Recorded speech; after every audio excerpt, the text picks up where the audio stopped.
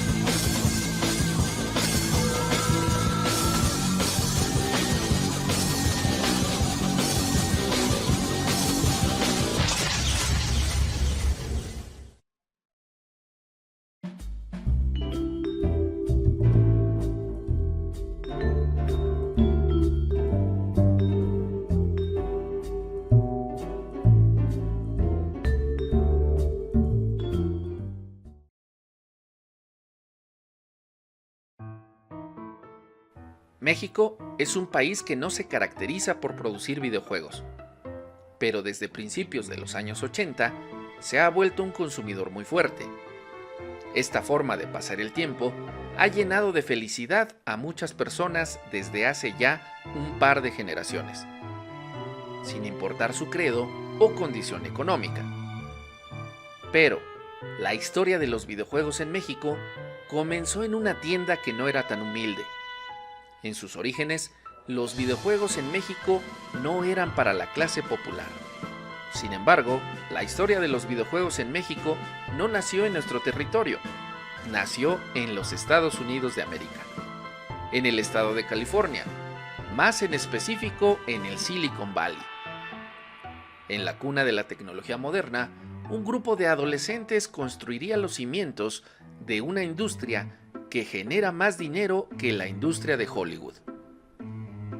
Y todo esto comenzó con un joven queriendo hacer llamadas gratis.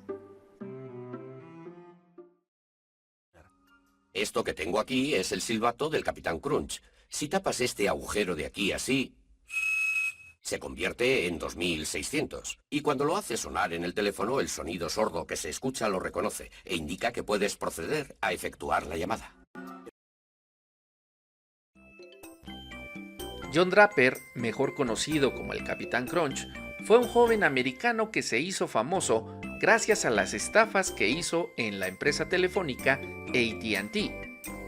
Y fue la inspiración para jóvenes adolescentes, que aprendieron que los circuitos integrados podían darles diversión.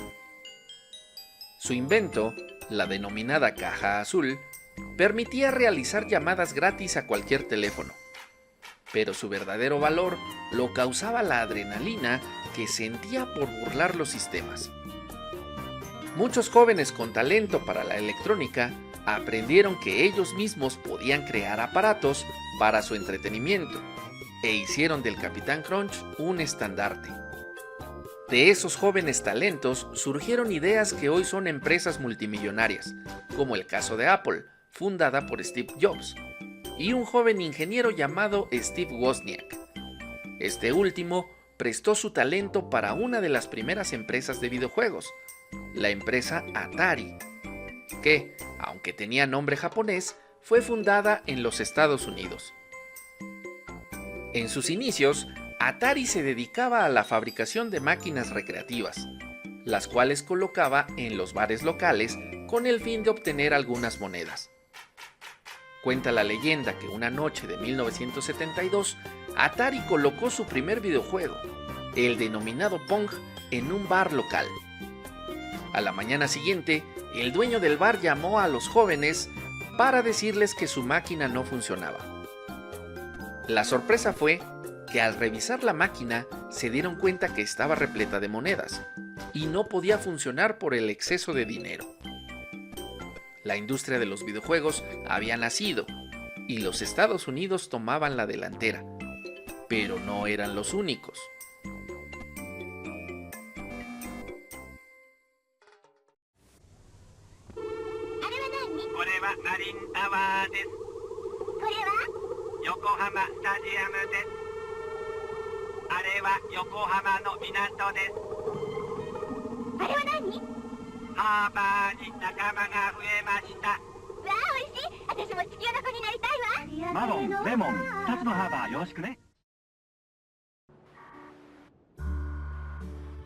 En Japón también había jóvenes talentos con la misma idea. Empresas como Capcom, Taito o Nintendo también fabricaban sus primeros juegos para los salones recreativos, pero las máquinas de pachinko eran más populares. Mientras que para nuestro país y en general para toda Latinoamérica, la cercanía con Estados Unidos haría que llegasen sus videojuegos mucho más rápido. Desde Japón, México recibía programas de televisión. La Señorita Cometa fue un programa muy popular, y ni hablar de Godzilla o Ultraman. La televisión era la primera ventana al oriente, pero nuestros lazos culturales con el norte eran más fuertes.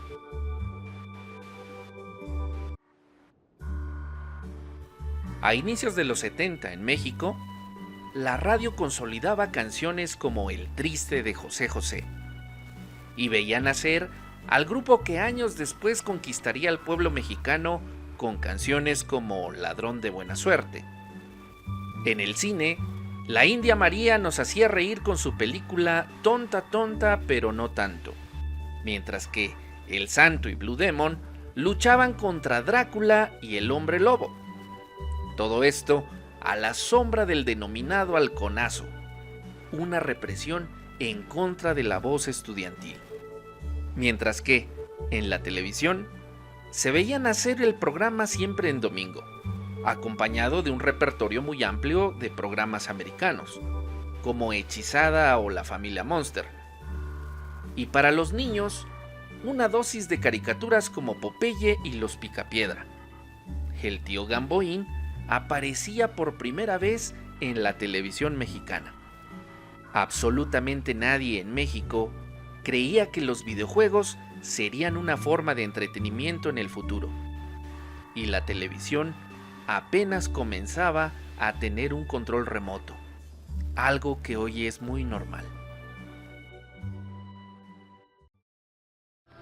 Adquiera en Sears su televisor a color equipado con control remoto para cambiar canal, subir o bajar el volumen, apagarlo y encenderlo. Tiene pantalla de 36 centímetros y gabinete de madera. Hasta 30 meses para pagarlo. Recuerde, por calidad y servicio, Sears.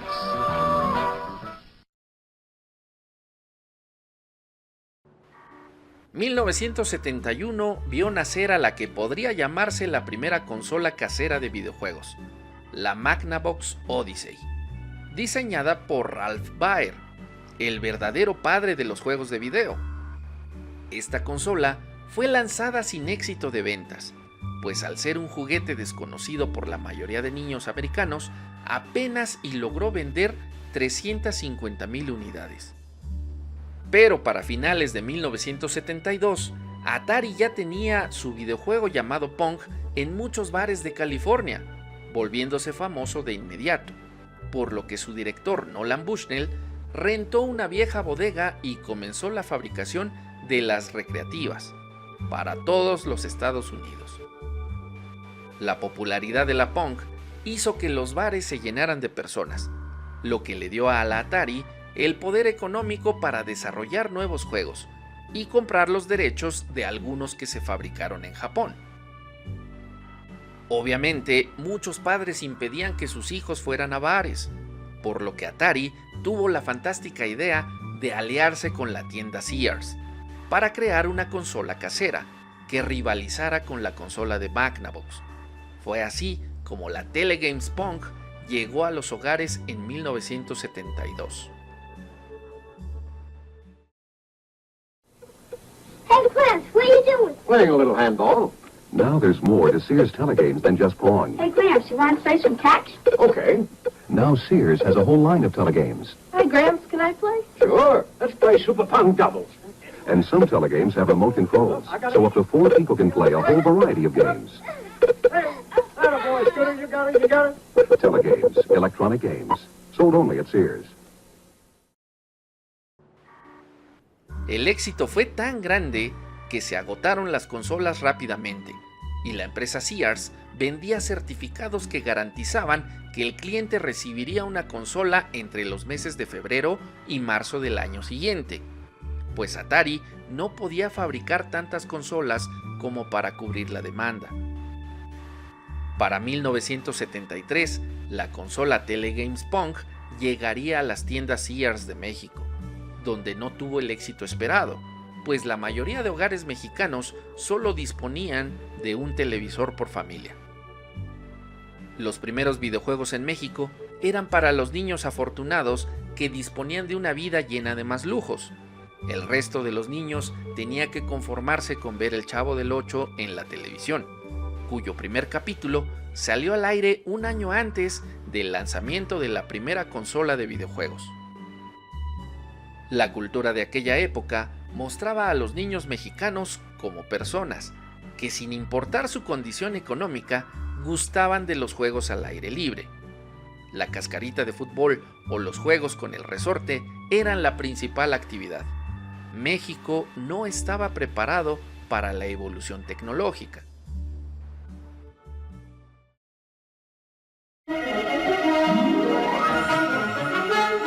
Estas son las intrépidas aventuras del intrépido superhéroe, el intrépido Chapulín Colorado.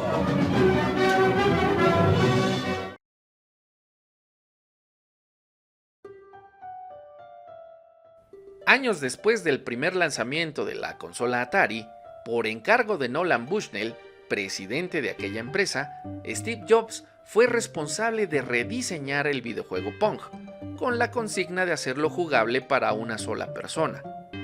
De este concepto nació el videojuego Breakout, creado por Steve Jobs, pero realmente fue fabricado por Steve Wozniak. Se dice que Jobs recibió un pago de $700 por diseñar el videojuego, dinero que dividió con Wozniak, pero Steve Jobs le ocultó un bono de $5,000 que se logró por el buen diseño de los circuitos en el juego.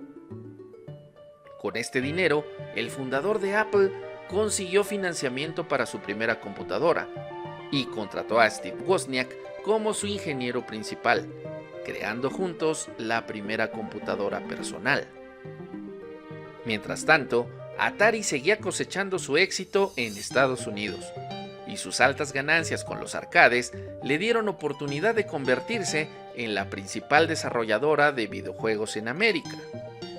Atari dominaría el mercado de recreativas y estaba lista para entrar por sí sola al mercado de las consolas de sobremesa. Los niños en Estados Unidos, en México y en Latinoamérica conocerían una nueva forma de pasar el tiempo. Only Atari makes the world's most popular home video games. The only Space Invaders. The only Asteroids. The only Pac-Man. The only Missile Command. And soon, the only Defender. And the only way you can play any of them is on a home video system made by Atari. How can play Atari today?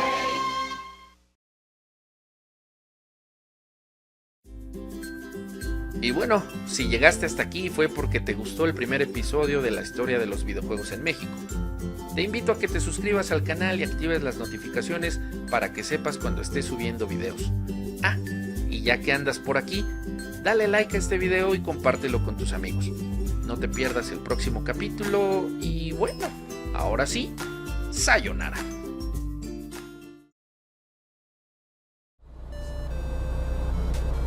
La mayoría de personas piensa que Nolan Bushnell fue el padre de los videojuegos, pero la verdad es que no. El líder de Atari no es el verdadero padre de los juegos de video. Este título le corresponde al señor Ralph Baer, el diseñador de la Magnavox Odyssey, que patentó su juego más o menos en 1968, o sea, 4 años antes de la patente de Atari. Por lo tanto, el señor Ralph Baer es realmente el primer diseñador y el padre de los juegos de video.